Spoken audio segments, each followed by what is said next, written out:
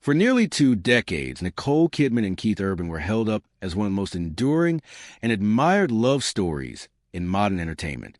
On the surface, they had it all: glamour, talent, two beautiful daughters, and an apparent devotion to one another that seemed to defy the cynicism the public had long come to associate with Hollywood marriages. She was an Oscar-winning actress with porcelain beauty and formidable dramatic range. He was a Nashville guitar hero with tousled hair and a voice that could move audiences to tears.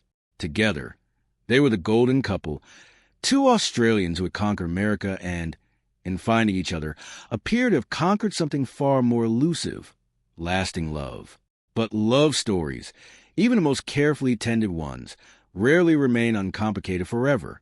Behind the red carpets, the tearful award show thank yous, and the carefully curated family photographs, something was quietly unraveling. Court documents filed in late September 2025 confirmed what insiders had whispered about for years. Nicole had filed for divorce after 19 years of marriage, citing irreconcilable differences. The news landed like a thunderclap. Keith's first public performance after the announcement stripped away any remaining illusion. No wedding ring on his finger, a pointed lyric alteration that read as a barely veiled rebuke, and a deliberate erasure songs once considered their anthem. The golden couple image had shattered, and in its place was a far more complicated truth. Two deeply wounded people who had tried, for a very long time, to heal each other, and ultimately could not. This is a story of what made them so admired, and what led, finally, to the end. Nicole Mary Kidman was born in Honolulu, Hawaii in 1967, to Australian parents who were temporarily living abroad. Her father, Andy Kidman, was a clinical psychologist and biochemist of considerable intellectual reputation. Her mother, Janelle, was a nurse and educator with equally high standards. When Nicole was still a young child, the family returned to Sydney, where she grew up in a household defined by discipline, academic ambition, and the expectation of excellence. The young girl who would one day command the world's most prestigious film sets was, by all accounts, painfully shy. She would blush furiously when asked to speak in class, and her teachers worried she lacked the confidence to flourish. Yet, paired with that timidity was a powerful and restless imagination. She found refuge in performance, first in ballet classes, then in drama, and eventually in youth theater groups where she could give voice to the emotions she found so difficult to express in ordinary life. On stage, the shyness disappeared. In its place emerged someone magnetic, intense, and wholly committed to the moment. By her teens, her talent was unmistakable. Australia's film industry was blossoming in the 1980s, and she seized her chance with both hands, landing roles in television movies, and eventually being cast in the 1983 cult thriller BMX Bandits. Her porcelain features and striking height made her stand out in any room, but it was her emotional range, her ability to convey vulnerability and strength simultaneously, that convinced directors she was destined for something far beyond the television screen. By the late 1980s, Hollywood came calling, and it was during this ascent that she met Tom Cruise, her first great love and, as it would transpire, her first great heartbreak. They married in 1990, becoming one of the most photographed couples in the world. For Nicole, the marriage brought both prestige and profound pain. Tom's devotion to Scientology cast a long and difficult shadow over their union. Though she has rarely spoken in detail about those years, what is widely known is that when the marriage ended in 2001, she lost not just a husband but primary custody of their two adopted children, Isabella and Connor. This wound cut extraordinarily deep. Friends later revealed that Nicole felt stripped of motherhood itself, relegated to the edges of her children's lives at the very moment she most wanted to be at the center. For a woman who had longed her entire adult life for a family of her own, the rupture became one of the defining traumas of her existence. It is perhaps no coincidence that when she later met Keith Urban, she was burning with determination to rebuild everything she had lost: the warmth, the family, the sense of home. Keith Lionel Urban was born in Whangarei, New Zealand, the same year as Nicole. His family relocated to Queensland, Australia, while he was still young, and it was there that his character began to take on the restless, rebellious quality that would define both his greatest artistic triumphs and his most dangerous personal struggles. From an early age, he was someone in constant, almost compulsive motion, seeking escape, seeking expression, seeking something that felt like solid ground. His father, Bob, owned a convenience store but harbored a deep passion for country music, a genre that was far from mainstream in suburban Australia. He encouraged young Keith to pick up the guitar, and by the age of 6, the boy was already performing. Country music, with its tales of heartbreak, redemption, and hard-won survival, offered him both identity and therapy. But while his musical gift was prodigious, his home life was marked by tension and financial instability, leaving him with a lifelong hunger for security he would spend decades chasing. In his teens, Keith performed in talent shows and small bars, cultivating not just a sound but an image, the brooding outsider with a rock star's edge. He dropped out of school to pursue music full-time, a decision that reflected both his courage and his inability to imagine any future beyond the stage. For Keith, there was no plan B. Music was his only way out, and he pursued it with single-minded ferocity. But alongside the talent came demons. By his 20s, he was already experimenting with alcohol and harmful substances, and fame, when it finally arrived, did not steady him. If anything, it amplified the chaos. He moved to Nashville in the early 1990s, grinding relentlessly on the circuit before his breakthrough came in 1999 with his self-titled American debut album.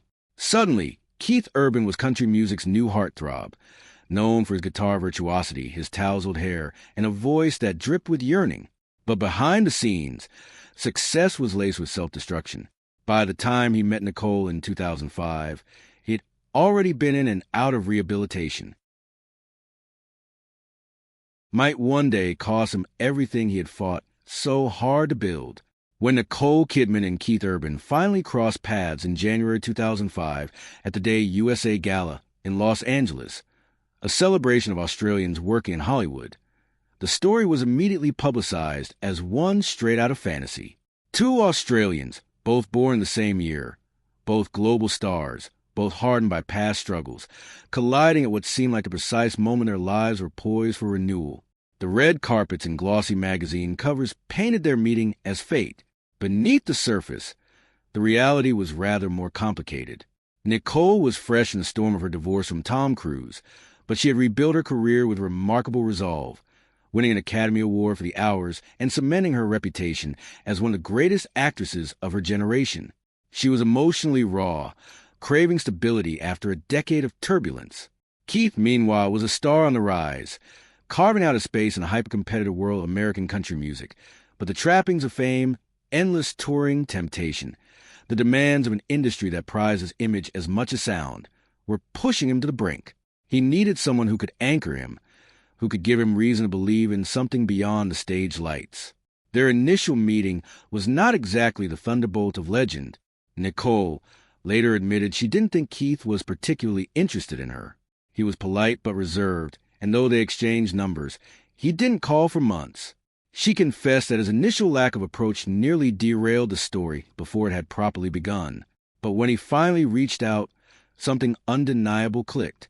Their romance accelerated once it started. By May, they were being photographed together, and by the end of 2005, she was describing him in interviews as the man who had swept her off her feet.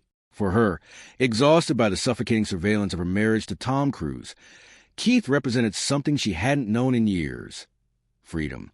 He was passionate, raw, and delightfully unpolished in every way her ex-husband had not been. For Keith, she represented legitimacy, elegance, and the stabilizing force he had always needed but never known how to find. In June 2006, just over a year after they began dating, they married in a lavish ceremony at the Cardinal Soretti Memorial Chapel on Sydney's Manly Peninsula. She wore a Balenciaga gown with a dramatic veil. He, with his trademark long hair, looked every inch the romantic troubadour. The guest list glittered with Hollywood royalty and country music royalty alike. But what the press responded to most was the intimacy of the occasion. She reportedly walked into the church by candlelight, visibly moved, while he serenaded her during the reception. For the world watching, it was a picture-perfect ending to both their troubled pasts. The wronged woman who had survived a controlling marriage, and the fallen artist who had found redemption in love. Unfortunately, unlike fairy tales, their reality was considerably less perfect. Just 4 months after the wedding, Keith checked himself into rehabilitation for alcohol abuse. It was a devastating blow, not just to their newlywed bliss, but the entire fairy tale narrative the world had so eagerly adopted. Nicole had barely finished writing her thank you cards when she found herself thrust into crisis. The tabloids pounced, suggesting she had married a time bomb. For Keith, the relapse was humiliating. He had vowed that her love would be enough to keep him steady. It wasn't, and he knew it. Nicole, ever protective of her private life, chose loyalty over spectacle. She stood by him, visiting him in rehabilitation, and refusing to give the press the satisfaction of watching her falter. In later interviews, he would credit her with saving his life during that period. But insiders who knew them both saw something more psychologically complex at play. Nicole had been denied the chance to save her marriage to Tom Cruise. The dissolution of that relationship had been done to her, not by her. Now, with Keith, she threw herself into the role of healer and protector with everything she had. She believed in second chances, and she believed in him. That loyalty would define much of their marriage, for better and, ultimately, for worse. Despite the shaky start, the couple spent the following years carefully crafting their image as one of Hollywood's rare, genuinely enduring romances. She continued to take on major film roles, balancing commercial blockbusters with critically acclaimed performances in films like Rabbit Hole. He solidified his status as one of country music's biggest stars, touring relentlessly and winning multiple Grammy Awards. Publicly, the devotion appeared genuine and effusive. She once described him as the person who had brought her back to life. He frequently thanked her at award shows, sometimes with visible tears in his eyes. The performances were compelling. The question, as the years accumulated, was how much of it was performance. Behind the curated image, the tensions were real. His career meant long stretches on the road, while she often filmed abroad. They attempted to manage the distance by implementing personal rules, reportedly agreeing never to spend more than a few weeks apart. But their schedules frequently clashed regardless. When their first daughter, Sunday Rose, was born in 2008, followed by Faith Margaret in 2010, Nicole poured herself into motherhood with an intensity that reflected both her genuine love and her relief at having the family she had feared she might never have. Keith adored his children, but struggled constantly with the balance between devoted fatherhood and the restless, itinerant life of a touring musician. Those closest to them noted that the couple's differences ran deeper than either was willing to admit publicly. His ongoing battle with sobriety was a constant, low-grade crisis. Her need for stability sometimes manifested as a controlling energy that he found difficult to live within. The fairy tale was always fragile, built as much on hope and mutual performance as on genuine shared understanding. By the time they reached their first decade of marriage, Nicole and Keith had survived more turbulence than most couples could endure in a lifetime. Rehabilitation only months after the wedding. Long separations dictated by competing careers. The pressure of raising two daughters while both navigating the relentless scrutiny of international fame. And yet, year after year, they remained.